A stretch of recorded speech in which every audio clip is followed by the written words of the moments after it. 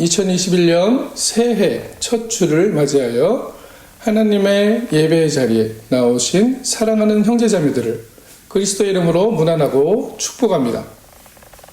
오늘은 성서본문 요한계시록 21장 3절에서 7절의 말씀을 가지고 만물을 새롭게 하노라 라는 제목으로 성령의 깨달으심을 간구하며 같이 말씀을 나눠보고자 합니다.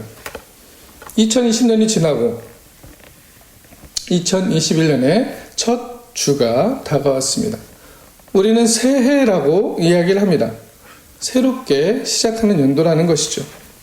사실 시간이라는 것이 우리가 나눌 수 없는 것이지만 하나님이 창조하신 자연의 움직임들을 보고 우리는 저녁과 아침으로 생각하였습니다.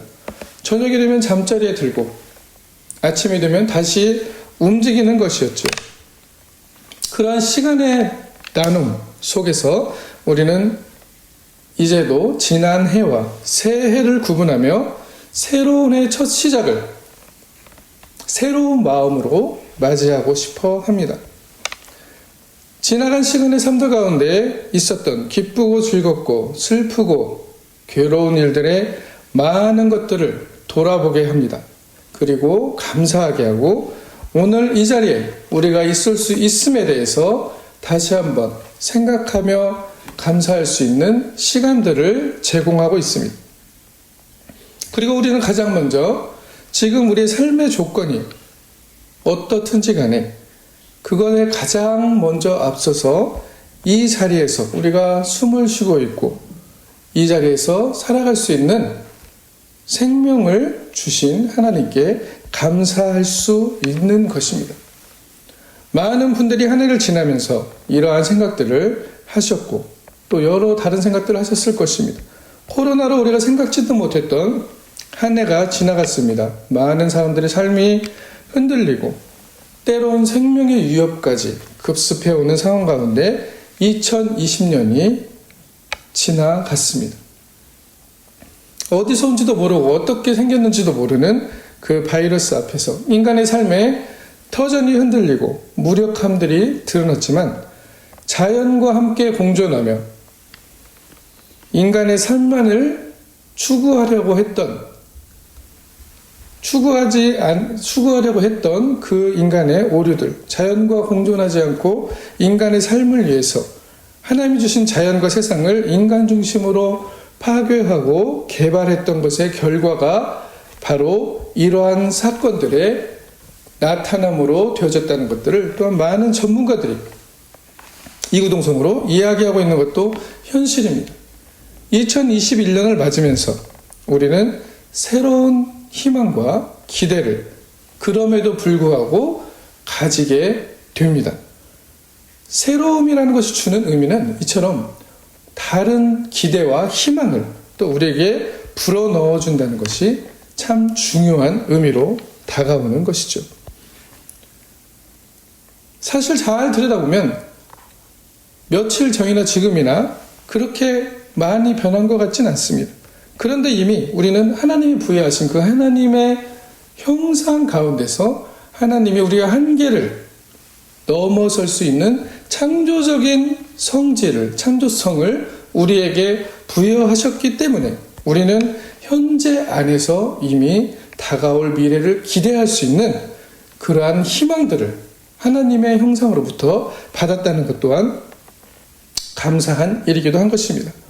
시간은 바로 이러한 것입니다. 히포의 성자 아우구스티누스는 그런 의미에서 시간성에 대해서 이야기하면서 과거는 지나간 현재이고 미래는 다가올 현재라고 이야기하였습니다. 깊은 깨달음의 말씀입니다. 과거가 이미 지나가 버린 것 같은데 과거의 일들이 현재에 관여하며 우리의 삶을 돌아보게 하고 현재를 더 희망적으로 만들어갈 수 있는 기회를 제공한다는 것이죠. 자기 반성의 기회를 제공한다는 것입니다. 그리고 미래는 다가오지 않은 시간이지만 이미 희망과 기대라는 창조성 안에서 현재에서 실현되어지고 있다는 것을 또한 이야기하는 것입니다. 우리는 이렇게 하나님의 형상으로 창조된 창조성이 내재하는 존재자들이기에 여러 가지 사건들을 삶에서 만나지만 그 여러 가지 삶의 현실에서 희망과 기대를 가지고 살아갈 수 있는 것입니다. 그리고 그렇게 희망하는 미래를 하나님께서 기쁨으로 선사하셨다는 것 또한 우리는 우리의 삶을 통하여서 깨달을 수 있다는 것이죠. 오늘 본문 말씀을 보시면 요한계시록에 새 하늘과 새 땅의 임함과 더불어 하나님이 그 사람들과 함께 거하심을 드러내주고 있는 말씀이 있습니다. 이전 것은 지나갔고 새 것이 되었다라고 이야기하는 것입니다. 이렇게 성서는 하나님의 자녀들의 다가올 현재로서의 미래를 하나님이 함께 하시며 하나님이 친히 우리와 기뻐함으로 함께하고 계심을 증거하고 있다는 것이죠. 우리에게 약속된 미래가 희망과 기대로 가득 차 있음을 오늘 성서 본문이 말씀해 주고 있다는 것입니다. 요한계시록은 이런 의미에서 실현당하는 그리스도인들을 위로하는 책이고 소망의 책입니다. 그리고 그 당시 요한계시록이 쓰여질 당시에 고난과 박해로 곤경에 처해 있던 소아시아의 교회들에게 반드시 속히 드러날 일이라고 이야기하면서 그들에게 희망과 용기를 주는 목적으로 쓰여졌던 책이기도 합니다. 요한계시록 1장 1절에 그 목적이 분명히 나타나 있죠. 예수 그리스도의 계시라 이는 하나님이 그에게 주사 반드시 속히 일어날 일들을 그 종들에게 보이시려고 그의 천사를 그 종 요한에게 보내어 알게 하신 것이라 라고 기록하고 있습니다. 계시록은 하나님의 자녀들에게 어려움과 환난의 상황에 있던 신앙의 의심 가운데 있던 그 하나님의 자녀들에게 용기와 희망과 위로를 주기 위해서 기록된 책이라는 것이죠. 그렇기 때문에 이 계시록의 말씀은 다가올 세상의 마지막을 가리키면서 동시에 우리 삶의 현재를 살아가는 이 상황 안에서 그 다가올 현재를 실현하라는 말씀이기도 한 것입니다. 창조주 하나님께서 그리스도 안에서 새로운 하늘과 새로운 땅을 허락하시고 우리와 함께 거하실 것이라는 말씀의 증거인 것이죠. 구약성서에서는 다니엘이 바로 이러한 기록과 계시록과 같은 묵시문학적인 형태로 쓰여진 하나님의 말씀입니다. 이미 주전 2세기경에 유대교에서는 이러한 묵시문학의 형태의 문서들이 존재했고 세계 인류와 역사적인 상황에서 하나님을 경외하는 사람들이 하나님을 신뢰하는 삶을 살아갈 때 그들의 포로의 삶에서 그러한 삶들을 살아갈 때에도 나라를 잃고 살아가는 삶에서도 옛 시대에서 새 시대로 그리고 새 하늘과 새 땅으로 하나님이 주도적으로 일하셔서 그것을 바꾸실 것이라는 그 이야기들이 그 위로와 소망의 이야기들이 묵시문학적인 하나님의 말씀에 등장하고 있다는 것이죠. 그렇기 때문에 이 묵시문학의 책은 성서에서는 인간의 개인적인 이야기로 사사로이 풀 것이 아니라는 것을 분명히 주의를 주고 있습니다. 베드로후서 1장 16절에서 21절의 말씀을 우리 같이 찾아보도록 하겠습니다. 베드로후서 1장 16절에서 21절 우리 주 예수 그리스도의 능력과 강림하심을 너에게 알게 한 것이 교모히 만든 이야기를 따른 것이 아니요 우리는 그의 크신 위엄을 친히 본 자라 지극히 큰 영광 중에서 이러한 소리가 그에게 나기를 이는 내 사랑하는 아들이요 내 기뻐하는 자라 하실 때 그가 하나님 아버지께 존귀와 영광을 받으셨느니라. 이 소리는 우리가 그와 함께 거룩한 산에 있을 때에 하늘로부터 난 것을 들은 것이라. 또 우리에게 더 확실한 예언이 있어 어두운 데를 비추는 등불과 같으니 날이 새어 샛별이 너희 마음에 떠오르기까지 너희가 이것을 주의하는 것이 옳으니라. 먼저 할 것은 성경의 모든 예언은 사사로이 풀 것이 아니니 예언은 언제든지 사람의 뜻으로 낸 것이 아니요 오직 성령의 감동하심을 받은 사람들이 하나님께 받아 말한 것임이라. 아멘. 그렇습니다. 이 이야기가 계시록과 묵시문학들의 이야기가 세계 역사의 흐름과 미래의 그리스도를 통한, 미래의 사건들이 그리스도를 통한 하나님의 새롭게 하심의 이루어짐들을 이야기하고 있다는 것이죠. 그리고 수많은 상징의 언어들이 이 성서에는 들어가 있습니다. 자신들의 시간과 공간에 국한시켜 사사로이 풀다가 그러나 성서를 왜곡하는 일들이 우리의 역사 가운데 참 많이 있었음을 또한 우리는 기억합니다.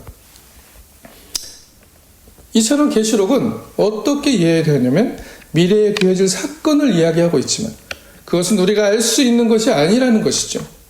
시간과 때를 알고자 하던 사람들이 사실 그들이 하나님의 자리에 앉으려고 했던 아담과 하와가 했던 일을 되풀이하고 있다는 것을 깨달아야 한다는 것입니다. 하나님과 같이 되려는 똑같은 오류를, 죄를 반복하고 있다는 것이죠. 창세기 3장 5절에서 6절의 말씀을 보시면 분명히 성서는 인간의 그러한 속성을 기록하고 있습니다. 5장 6절, 3장 5장 6절 같이 한번 읽어보겠습니다. 너희가 그것을 먹는 날에는 너희 눈이 밝아져 하나님과 같이 되어 선악을 알 줄 하나님이 아심이라.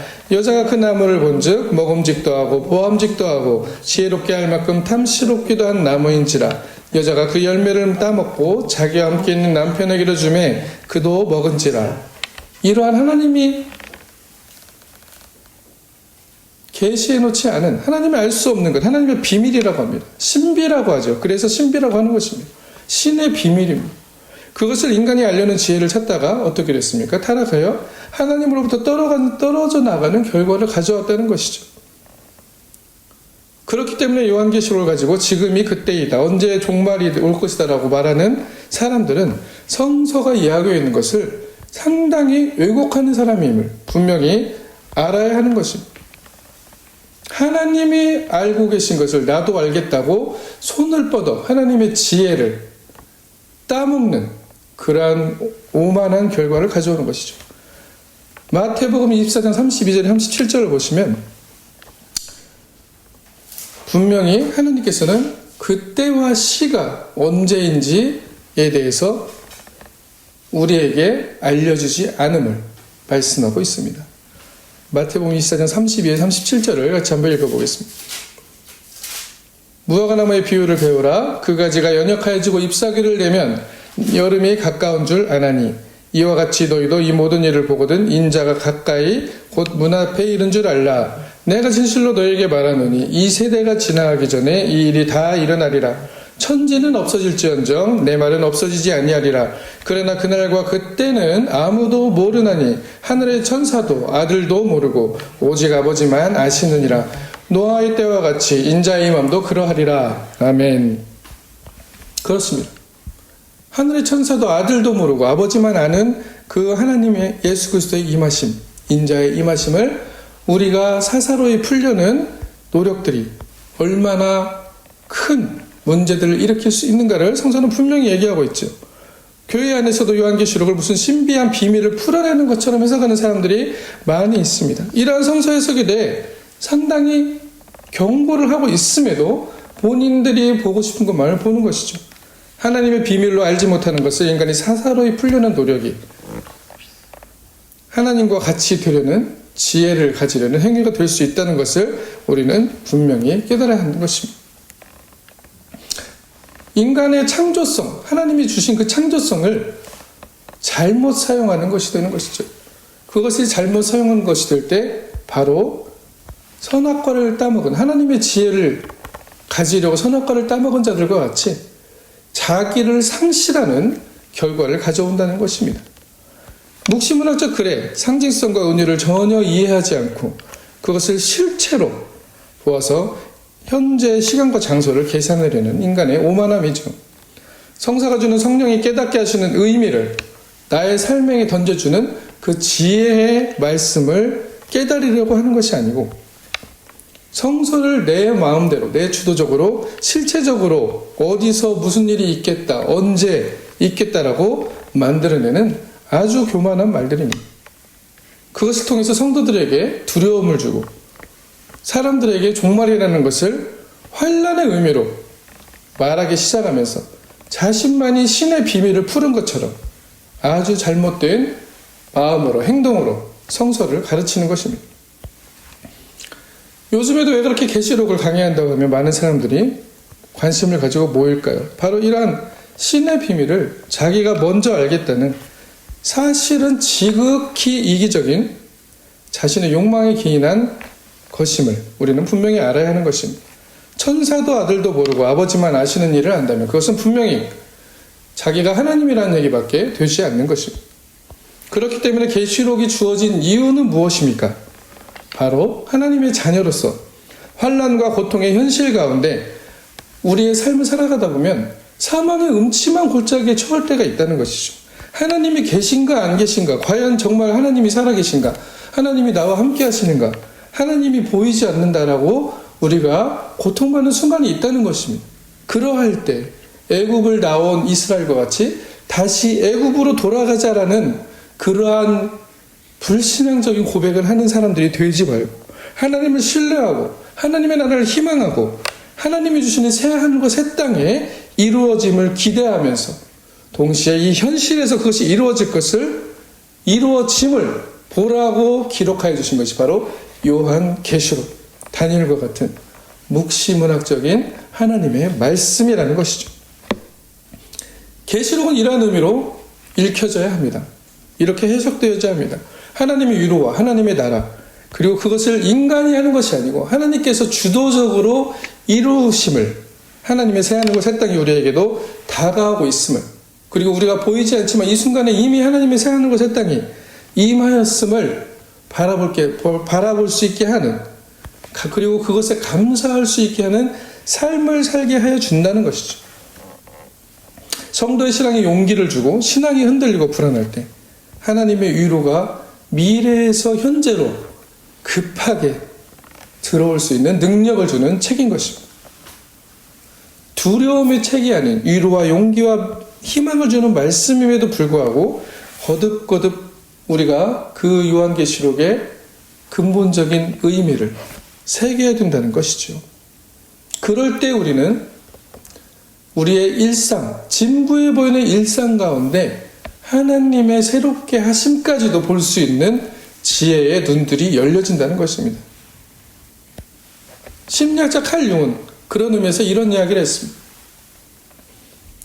새로운 것을 새롭게 보는 것, 그거는 어쩌면 진부한 일일지도 모른다는 것이죠. 인간에게 주신 하나님의 창조성 능력은 평범한 것 안에서 새로움을 발견해낼 수 있는 능력이 있다는 것입니다. 그것은 무엇으로 드러납니까? 하나님이 새롭게 하심을 나의 평범한 시간 가운데서, 나의 기대하지 않은 삶의 시간 가운데서 발견해낼 수 있는 지혜와 능력들이라는 것이죠.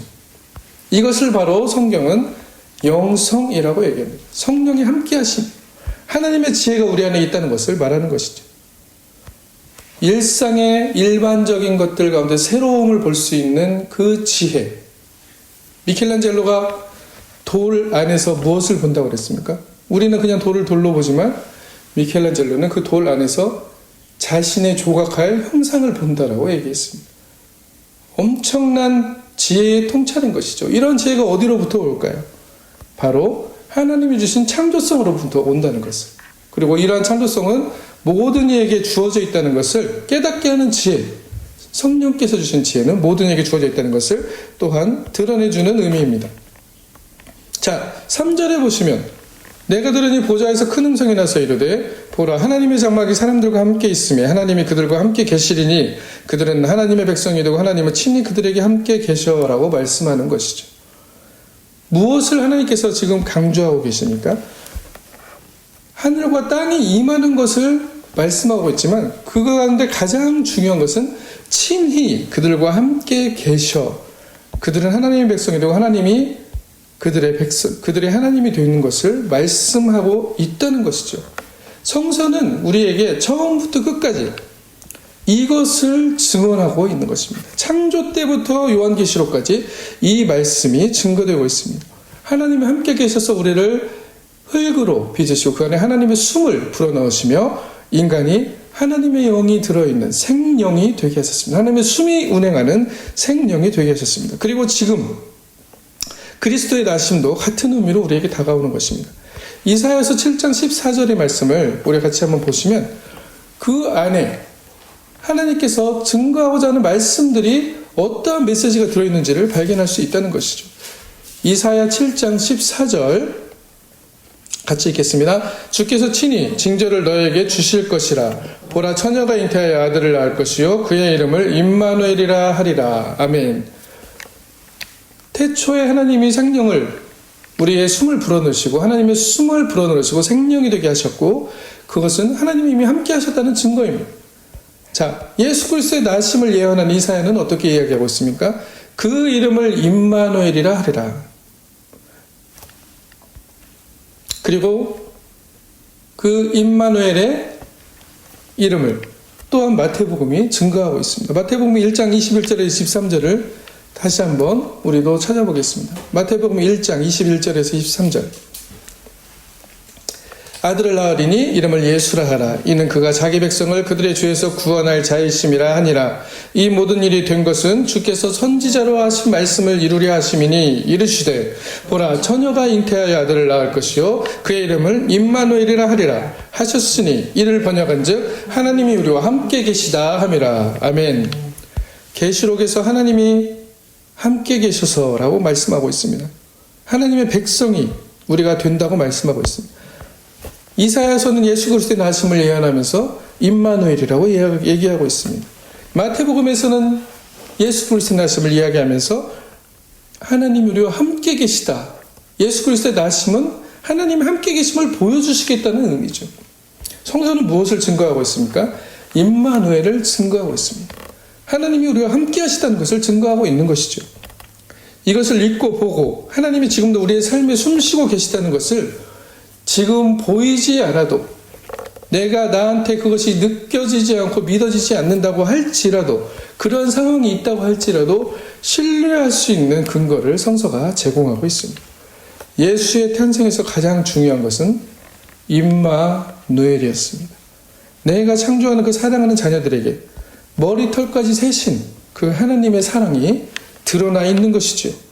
하나님과 같이 되려고 하나님의 지혜를 가져가고 하나님의 신비를 알려고 선악과를 따먹고 하나님으로부터 이탈한 그 인간에게 친히 하나님이 인간이 되어서 자기를 비우시고 성육신 하셨다는 것을 말씀하시는 것입니다. 그럼에도 불구하고 우리를 사랑하고 여전히 우리를 구원하기 위하여 하나님께서 육신을 입고 오셨다는 그 성탄의 사건의 중심에는 임마누엘, 하나님이 우리와 함께 계시다라는 메시지가 들어있습니다. 예수의 이름도 그러한 의미입니다. 예수, 예수와 호세아 모두 같은 히브리어 자음입니다. 예수와도 마찬가지입니다. 하나님이 구원이시다라는 뜻입니다. 메시아는 헬라어로 된 기름 부음 받은 자라는 뜻이지만 그 안에 원뜻은 하나님이 구원하신다라는 뜻이 있습니다. 예수 그리스도의 뜻은 하나님이 구원하신다라는 뜻입니다. 하나님이 우리와 함께 계시다는 뜻이 임마누엘의 메시지가 들어있다는 것이죠. 성서는 계속해서 우리에게 그것을 증거해주고 있습니다. 하나님이 너와 함께 있다. 그리고 그 메시지는 새하늘과 새 땅으로 임하는 하나님의 나라에서도 그대로 들려지고 있습니다.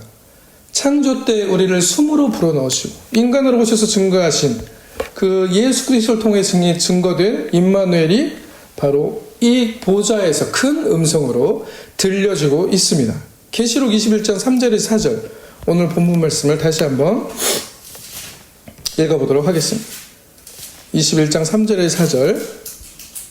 내가 들으니 보좌에서 큰 음성이 나서 이르되 보라, 하나님의 장막이 사람들과 함께 있음에 하나님이 그들과 함께 계시리니 그들은 하나님의 백성이 되고 하나님은 친히 그들과 함께 계셔서 모든 눈물을 그 눈에서 닦아주시니 다시는 사망이 없고 애통하는 것이나 고가는 것이나 아픈 것이 다시 있지 아니하리니 처음 것들이 다 지나갔음이러라. 아멘.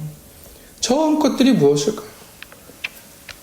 하나님에 대해서 의심하고 하나님이 여기 계신가 안 계신가를 의심하는 우리의 삶들이 바로 처음 것입니다. 그리고 그것이 지나갔을 다시 한번 하나님께서는 증거하고 있다는 것이죠.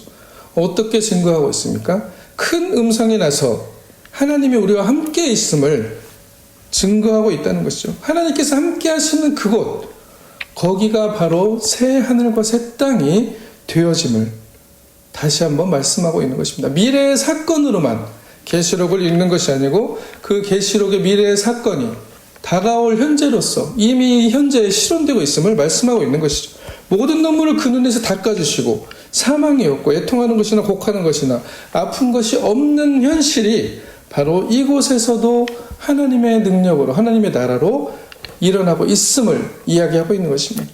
우리가 시간의 이해가 시간이 수학적으로 시계적으로 기계적으로 순차적으로 흘러간다고 생각하고 있기 때문에 미래라는 것은 나중에 이뤄질 일이라고 생각하고 있는 것이죠. 하지만 말씀드린 대로 어거스틴은 미래는 다가올 현재라고 얘기하였습니다. 현재가 이미 우리에게 다가와 있음을 또한 이야기하고 있는 시간의 이해인 것도 맞는 것이죠. 이러한 시간적인 이해를 우리는 카이로스적 시간의 이해라고 합니다. 기계적인 시간의 이해, 크로노스적인 시간의 이해가 아닌 순차적으로 흘러가는 시간의 이해가 아닌 과거가, 현재가, 그리고 미래가 함께 뒤섞여 있으면서 하나님의 사건으로 드러나는 그러한 놀라운 일들이죠. 우리가 가끔씩 어떤 때는 이것을 이런 일들이 있었던 것 같은데라고 생각하는 그러한 순간들이 있을 것입니다. 분명히 경험한 것 같은데 이것을 지금 내가 다시 보고 있는 순간들이 있을 것입니다. 이러한 것들이 바로 하나님의 크로노스적인 사건에 하나님의 카이로스적인 사건의 이해 가운데서 우리는 이해할 수 있다는 것이죠. 성경의 진리의 메시지는 그렇게 하나님의 사랑의 메시지를 강조하고 있습니다. 창조부터 그리스도의 탄생 그리고 계시록에 이르기까지 임마누엘로 그 진리의 말씀이 관통하고 있습니다. 임마누엘 하나님의 나타나심이 그리스도 예수 안에서 예수를 통해서 온전히 이루어지게 됨을 이 세상의 마지막 날까지 선포하고 있다는 것을 말씀하는 것이죠. 이처럼 우리의 삶의 위로가 되는 말씀이 있겠습니까? 내가 하나님의 자녀라고 하면서도 내 삶과 기도가 오직 내가 이루고자 하는 것, 내가 원하는 것만을 하나님께 아뢰는 정도의 신앙의 삶을 살아가고 내가 원하는 것이 이루어지지 않고 그것이 삶의 고통과 환난으로 어려움으로 다가올 때 정말 하나님이 나와 함께 하시기는 하나라고 생각하면서 하나님이 나한테 왜 이러시지?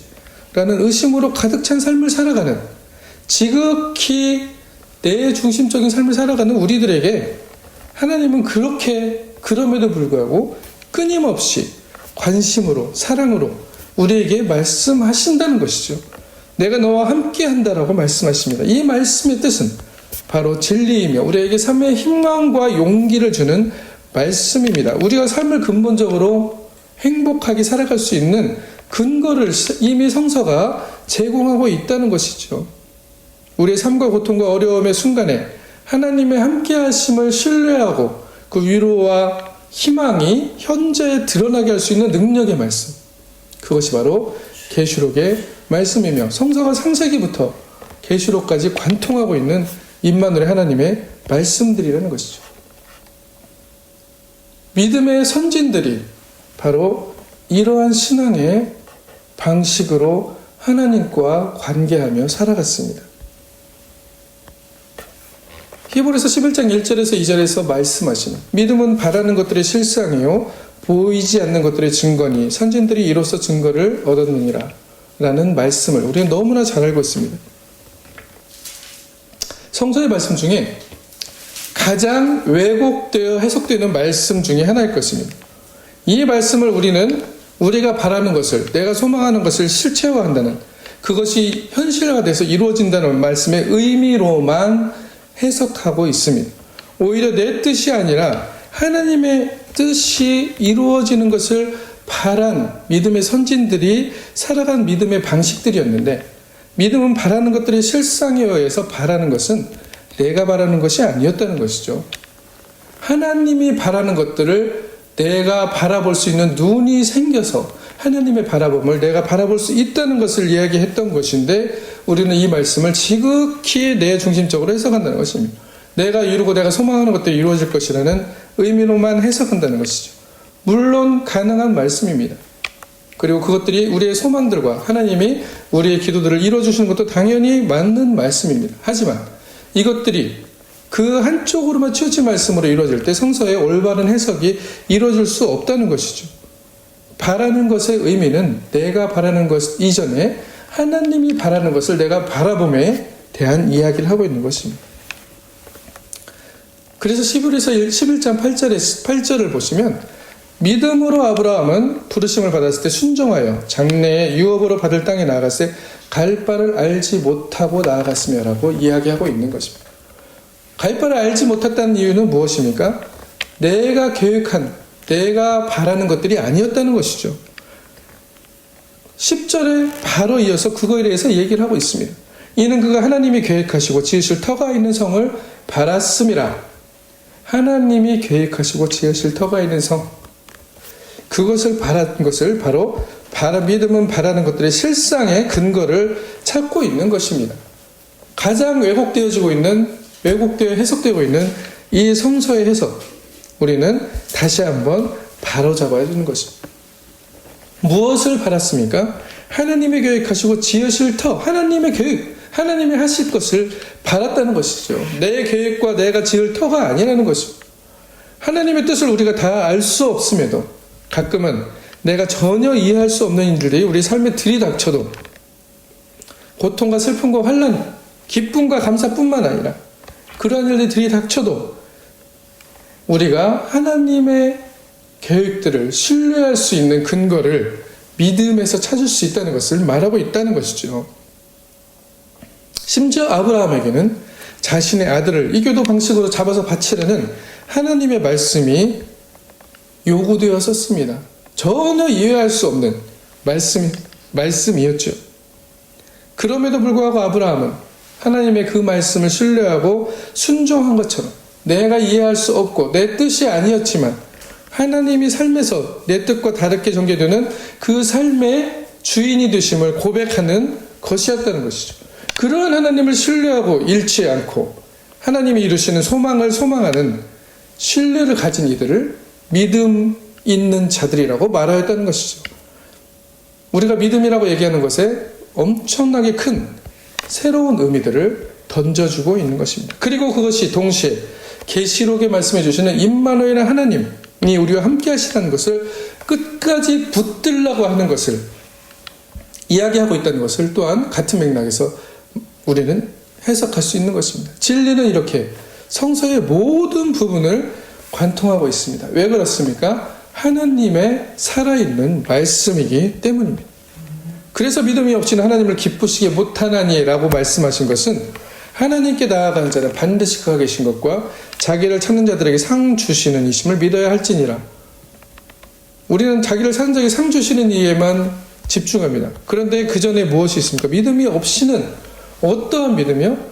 내가 바라는 것을 이루시는 하나님을 믿는 믿음이 아니고 하나님이 이루시는 것을 바라는 나의 믿음, 그것을 말씀하고 있는 것이죠. 그것을 우리는 근거를 어디에서 찾습니까? 하나님이 우리와 함께 계시다.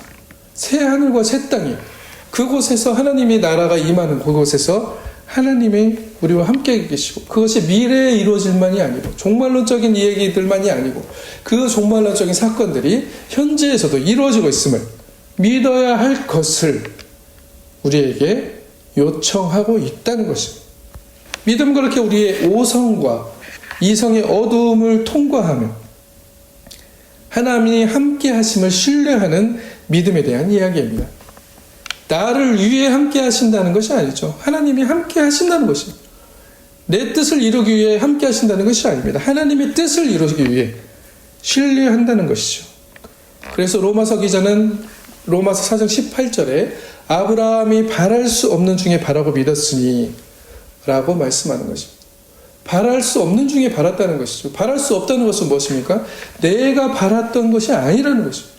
내가 바라고 있던 것과 전혀 반대의 상황들이 일어날지라도 그것을 바랄 수 있는 것은 어디에서 근거하는 것입니까? 임마누엘의 하나님, 하나님이 나의 삶과 함께 계시다는 것을 신뢰하는 그 믿음의 근거인 것이죠. 그리고 하나님이 이루실 것을 분명히 확신하고 있는, 우리는 확신이라는 것을 그곳에 가져야 된다는 것을 말하고 있는 것입니다. 그래서 내 후손이 이와 같이 많은 민족의 조상이 되게 하려 하심이라 라고 로마서 기자는 기록하고 있는 것이죠. 바랄 수 없는 중에 하나님의 함께 하심을 바란다는 것, 엄청난 사랑의 메시지로 다가오는 것입니다. 우리가 계획하고 우리가 뜻하는 것이 과연 하나님의 지혜와 하나님의 계획을 넘어설 수 있을까요? 성서는 이것을 위해, 이 놀라운 계획들을 위해 하나님의 함께 하심을 계속해서 증거하고 있는 것입니다. 그리고 우리의 삶에 그 미래에 하나님의 나라와 하나님의 새 하늘과 새 땅이 이루어질 것을, 온전하게 이루어질 것을 증거하는 것이죠. 그 미래는 이미, 그리고 우리의 현재에서 우리의 눈에 보이지 않고 우리가 깨달아 알 수 없는 순간에도 이미 이루어지고 있음을 성서가 증거하고 있다는 것입니다. 그리고 우리에게 이 믿음, 이 신앙을, 이 신뢰를 가질 것을 요청하고 있다는 것이죠. 하나님이 그러한 하나님의 함께 하심을 바랄 때, 바랄 수 없는 중에 하나님을 바랄 때 하나님 우리의 삶에 놀라운 상으로 채워주실 것이라는 것입니다. 그것이 바로 진정한 상이라는 것이죠. 아브라함이 받았던, 욥이 받았던 복의 의미가 바로 그것입니다. 복이라는 것이 어디서부터 오는 것입니까? 하나님으로부터 오는 것인데 하나님이 우리에게 던져주는 것이 아니라는 것이죠. 그 복은 인간의 상실을 뛰어넘는 복입니다. 우리가 추구하는 무엇인가를 내가 가지려고 하는 그러한 것을 의미하는 복들을 모두 뛰어넘는, 그런 것들을 모두 포함해버리는 복입니다. 하나님이 계획하신 것들이라는 것이죠. 그래서 아브라함에게 여호와 이레의 하나님이 나타났던 것입니다. 인간은 하나님과 연결되기 위해서는 나의 생각과 이성을 넘어서 어떠한 상황에도 신뢰할 수 있는 임마누엘의 하나님을 발견할 수 있어야 하는 것입니다. 내 눈에 보이지 아니하고 내 상황에 이해가 되지 않고 내가 흘러가는, 나의 삶이 다르게 흘러가는 것 같을지라도 그 안에 함께 하시는 하나님을 바라며 바랄 수 없는 중에 바랄 수 있는 신앙의 사람들이 바로 이 믿음의 선진들이 살아간 신앙의 사람들입니다. 아브라함과 같이, 이삭과 같이, 노아와 같이 세상에 감당하지 못하는 사람들이 바로 이런 사람들입니다. 사람들은 그들을 바보 같다고 했을지도 모릅니다. 왜 저러냐고 하실 수도 있습니다. 아브라함에게 하나님이 정말 이삭을 바치라고 했습니까? 그거 이교도들이 하는 행동인데 왜 그러십니까? 라고 물었을 수도 있습니다. 아브라함에게 엄청난 고민들이 있었을 수도 있습니다. 노아에게 그랬듯이 태평성대의 방주를 산에다 지으라고 합니다. 이러한 것들이 사람들이 볼 때는 바보 같은 일로 다가왔었을 것입니다. 이삭이 가나안 땅에서 그 가뭄과 기근 가운데 머무르면서 하나님을 신뢰함으로 모두 다 애굽으로 떠나가는데 그 자신의 이성과 오성이 너도 가야지라고, 여기 있으면 죽어라고 말하는 그 순간에, 그 현실에서 하나님의 말씀을 신뢰함으로 그곳에 머물므로 인해서 하나님으로부터 오는 진정한 상과 복을 누리게 되었다는 것을 성서는 증거하고 있습니다. 그렇게 하나님의 말씀은 우리를 새롭게 하십니다. 계시록 2장 5절에서 7절의 말씀 오늘 다시 한번 우리 읽도록 하겠습니다. 21장 5절에서 7절입니다. 보좌에 앉으시니가 이르시되 보라 내가 만물을 새롭게 하노라 하시고 또 이르시되 이 말은 신실하고 참되니 기록하라 하시고 또 내게 말씀하시되 이루었도다. 나는 알파와 오메가여 처음과 마지막이라.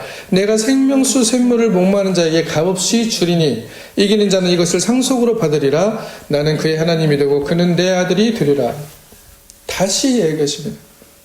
나는 그의 하나님이 되고 그는 내 아들이 되리라. 내가 너와 함께 하겠다는 얘기를 계속적으로 반복하고 있는 것이죠. 이기는 자는 무엇을 이기는 자입니까? 우리는 무엇을 바라야 하고 어떻게 살아가야 될 것인지를 얘기하고 있다는 것이죠. 하나님이 함께 하시고 온 세상 만물을, 우리의 삶을 새롭게 하심을 이 순간에도 바라볼 수 있는 능력과 통찰이 이미 우리에게 주어지고 있다는 것을 말씀하고 있는 것입니다. 미래에 일어날 일들이지만 그 미래가 이미 현재에 들어와서 하나님의 놀라우신 현현으로 우리를 새롭게 하고 계시다는 것이죠. 말씀드린 대로 시계와 같이 기계적으로 크로노스적인 시간의 개념이 아닙니다. 카이로스적인 시간의 사건입니다. 하나님의 일하심의 때에 하나님께서 여러 가지 사건으로 우리 개인적인 삶에서까지 그러한 놀라운 하나님의 새롭게 하심을, 그래서 우리가 우리의 삶 가운데서 진정한 믿음으로 하나님이 이루시는 것들을 신뢰할 수 있는 믿음으로 변화되어 줄 수 있는 그러한 믿음의 사람들이 되어줄 수 있게 우리의 삶에 드러나 보여주신다는 것이죠. 하나님은 새롭게 하시고 생수의 강물을 우리에게 흘러보내주셔서 목마른 자에게 값없이 주신다고 합니다. 목마른 모든 사람에게 주신다는 것이죠. 모든 사람. 우리의 삶에 갈급해져 있고 여러 가지 문제에 직면해 있는 모든 이에게 하나님이 마르지 않는 샘을 주신다는 이야기입니다. 그리고 이것은 하나님을 신뢰하며 바랄 수 없는 중에 바랄 때 하나님의 뜻이 이루어지길 신뢰하는 사람에게 주어진다는 것입니다. 하나님이 상속하시는 마르지 않는 샘, 진정한 아브라함의 복이라는 것이죠. 그리고 우리는 그 복 가운데서 하나님의 자녀가 되어진다는 것을 말씀하고 있습니다. 이처럼 놀라운 위로의 말씀이 계시록의 말씀인 것입니다.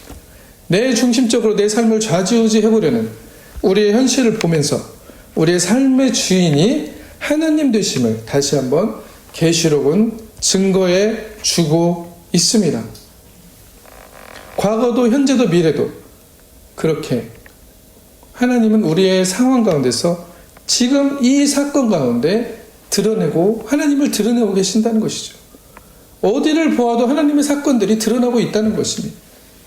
그것을 볼 수 있는 눈을 가져라 라고 얘기하는 것입니다. 그것이 바로 무엇입니까? 임마누엘의 하나님, 내가 너와 함께 하겠다는 끊임없는 하나님의 사랑의 메시지인 것이죠. 그리스도 예수를 통하여 성령의 능력들을 통하여 성령의 지혜를 통하여 우리에게 지금도 이 순간에도 함께하고 있다는 것입니다. 계시록은 이렇게 위로와 소망의 말씀이며 하나님이 함께 하시고 하나님이 역사를 이루실 것이라는 것을 증거하고 있는 말씀입니다.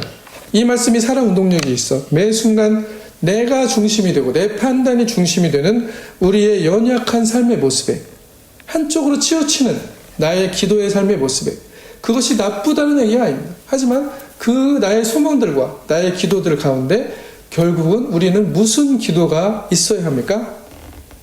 하나님의 이끄심을 신뢰하고 하나님의 뜻이 이루어지기를 원하는 기도, 그 기도가 있어야 한다는 것이죠. 믿음이 없어 하나님을 의심하지 않고 믿음으로 견고하자 하나님께 영광을 돌리며 히브리서 11장 20절에는 그렇게 말씀하고 있어요. 믿음이 없어 하나님의 약속을 의심하지 않고 믿음으로 견고하여져 하나님께 영광을 돌리며. 무슨 믿음입니까? 하나님을 신뢰하는 믿음이라는 것이죠. 하나님이 이끄실 것을, 내가 바라는 것을 이루실 하나님이 아니고 하나님이 이룰 것을 바라는 나의 믿음.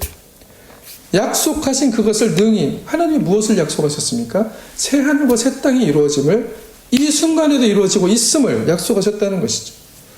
그리고 그것을 믿는 사람들, 그러므로 그것이 그에게 의로 여겨졌느니라. 그러한 사람들을 하나님은 의롭다라고 얘기하십니다.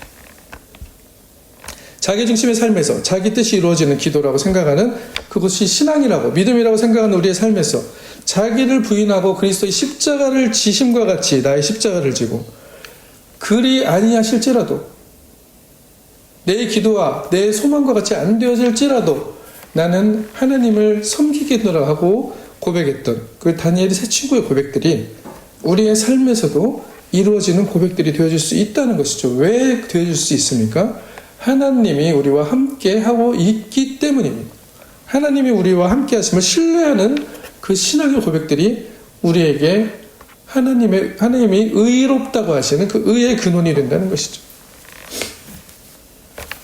마태복음 24장 10절에 13절에 보시면 그때 많은 사람이 실족하게 되어 서로 잡아주고 서로 미워하겠으며 거짓 선지자가 많이 일어나 많은 사람들을 미혹하겠으며 불법이 성함으로 많은 사람의 사랑이 식어지리라. 그러나 끝까지 견디는 자는 구원을 얻으리라 라고 말씀하고 있습니다. 계시록 3장 21절에도 이기는 그에게는 내가 내 보좌에 함께 앉게 하여 주기를 내가 이기고 아버지 보좌에 함께 앉은 것과 같이 하리라 라고 말씀하고 있습니다. 무엇을 이깁니까? 하나님을 신뢰할 수 없게 다 도전하는 것들, 하나님의 함께 하심을 가리려고 하는 것들, 임마누엘 하나님이 여기에 없다라고 얘기하는 그 우리의 현실들을 믿음으로, 신앙으로 이기는 그들에게는 하나님께서 구원을 선물로, 이기는 그에게는 아버지 보좌에 함께 앉은 것 같이 함께 하시겠다는 그 놀라운 희망의 말씀들을 전해주고 있다는 것이죠. 계시록 22장 6절에도 또 그가 내게 말하기를 이 말은 신실하고 참된지라 주 곧 선지자들의 영의 하나님이 그의 종들에게 반드시 속히 될 일을 보이시려고 그의 천사를 보내셨도다. 보라 내가 속히 오리니 이 두루마리 예언의 말씀을 지키는 자는 복이 있으리라 하더라. 그 말씀을 지키는 자는 복이 있으리라. 이 말씀이 뭔지를 그러면 알아야 되는 거죠. 이 말씀의 가장 큰 의미는 하나님이 너희와 함께하고 있다. 너의 뜻들이 아니고 하나님의 뜻들이 이루어지기를 신뢰하고 지키라는 것을 말하는 것입니다. 이 말씀이 참된지라 라고 증거하고 있는 것이죠. 오늘 계시록의 의미처럼 우리는 하나님이 새롭게 하심을 미래의 기대가, 희망이 이제 우리 현실에서 이루어지고 있음을 또한 신뢰할 수 있는 자들이 되는 것입니다. 내 상황이 나를 좌지우지하는 것이 아니라는 것을 성서는 말씀하고 증거하고 있는 것이죠. 우리의 삶의 임마누엘 하나님이 보이지 않고 하나님이 없는 것 같지만, 내 앞에 홍해가 펼쳐져 있는 것 같지만 이미 그리고 항상 함께 하셨던 그 하나님을 신뢰함으로 이 세상에 놀라운 하나님의 새롭게 하심과 하나님의 함께 하심을 하나님께서는 드러내는 것입니다. 이기는 말씀, 이기는 믿음, 세상이 감당할 수 없는 믿음을 바로 이런 것이라고 성서는 증거하고 있습니다. 새해는 새롭게 되는 해입니다. 우리에게 많은 계획과 소망이 있습니다. 그리고 하나님은 우리의 소망을 이루어 주실 것입니다. 하지만 그 소망들이 이루어짐을 기대하고 고대하면서 그럼에도 불구하고 그러한 것들이 다른 방향으로 진행되어질지라도 우리의 삶에서 하나님의 신뢰를 포기하지 마시기 바랍니다. 그러므로 하나님이 사랑하는 형제 자매들이요, 우리의 삶에 기쁨과 감사 그리고 환난과 고통의 어떤 순간에도 우리의 삶을 언제나 새롭게 하시며 상주시기를 원하시는 그 하나님이 함께 하신 임마누엘 하나님을 신뢰하는 진정한 믿음의 사람들이 되어 놀라운 아브라함의 복을 지금 그리고 다가올 하나님의 나라에서 받아 누리는 우리가 되기를 그리스도의 이름으로 간절히 축원합니다. 아멘.